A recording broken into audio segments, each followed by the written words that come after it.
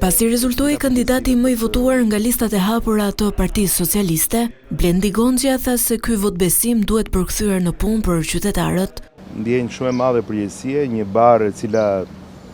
të rëndon shumë më tepër se sa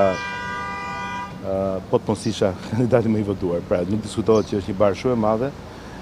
është një gëzim, është një krenari, është një kënaqësi kur shikon rezultatin, por nga ana tjetër është automatikisht një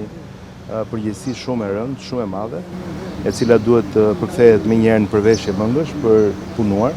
Besimi që qytetarët i dhanë me votë Blendi Gonxhës është lidhur edhe me mundësinë që në të ardhmen e afërt ai të jetë kandidat për kryetar në Bashkinë e Tiranës, por vetë Gonxha e mohon diçka të tillë. Bashkia e Tiranës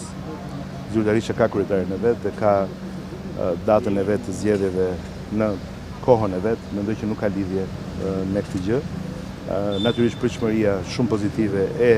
kryeqytetas dhe në këtë rast e qarku Tiranë e thash të mbush me krenari, por që nuk shoh lidhje direkte me Bashkinë Tiranë. Bashkia e Tiranës është organi qeverisës vendor më i rëndësishëm në rang republike dhe që ndikon në jetën e një numri të jashtëzakonshëm qytetarëve tanë dhe që ne duhet jemi akoma dhe më të vëmendshëm dhe akoma më solidar me Bashkinë Tiranë për çdo problematikë dhe për çdo